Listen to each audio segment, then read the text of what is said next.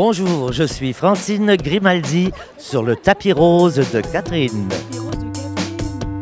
Lors de notre passage au Festival de cinéma international en Abitibi-Témiscamingue, on rendait hommage à Francine Grimaldi. Nous avons profité de l'occasion pour rencontrer l'excentrique chroniqueuse culturelle. Bienvenue sur le tapis rose de Catherine.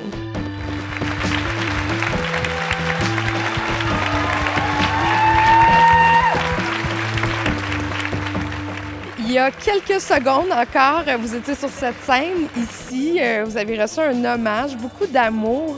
Comment on sent quand un festival de films vous offre comme ça tout son cœur?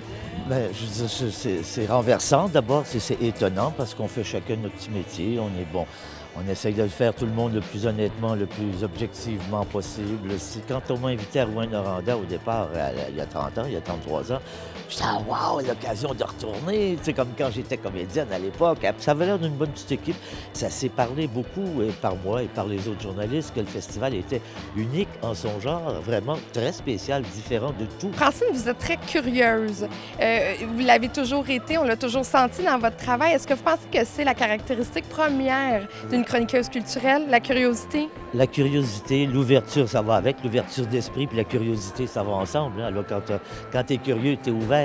Alors, c'est ce qui compte d'abord, avoir ça, puis ensuite, bien, une fois que tu es ouvert, ton cœur est ouvert aussi, ta tête est prête à accepter quelque chose que tu connais pas. Alors, moi, ça me nourrit. C'est une chance que j'ai, un privilège, parce que d'abord, en tant que femme normale du public, je n'aurais pas les moyens d'aller tous les soirs à l'opéra à 100$, puis au cinéma à 12$. Puis je suis privilégiée, j'ai accès à tout ça. Si on parle de la marque de commerce Francine Grimaldi, il y a la djellaba qui est apparue, les lunettes, le turban.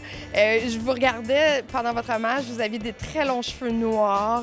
Qu'est-ce qui s'est passé, le déclic pour qu'on en arrive à la djellaba?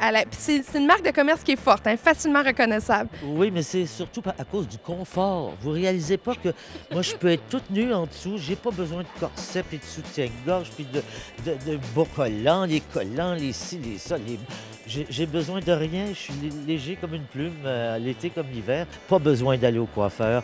Ma teinture de cheveux n'est pas faite, c'est pas grave, là, je le ferai le mois prochain, parce que ça se voit pas. Quand vous endossez un produit culturel, quand vous endossez, est-ce que vous êtes consciente du pouvoir que vous pouvez avoir? Oui, du danger aussi, du pouvoir, et ça peut être dangereux. Je ne ferai jamais un exercice de style comme j'en ai connu qui en ont fait dans l'écriture sur le dos d'un créateur, sur le dos d'un artiste. Le regard que vous portez sur le cinéma québécois en 2014, avec toutes les années d'expérience, l'évolution, parce que vous avez voyagé beaucoup, vous l'avez vu évoluer ce cinéma-là. Ah oui, définitivement. Mais au niveau de la fiction, c'est incroyable, tout le talent qu'on a découvert et le côté technique aussi. Il y a un regard de femme dans les films de femmes, des films de cinéastes femmes.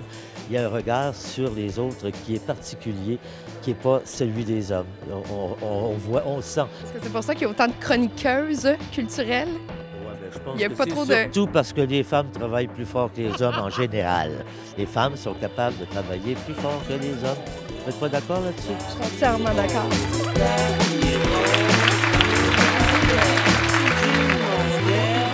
Vous êtes belle. Merci beaucoup.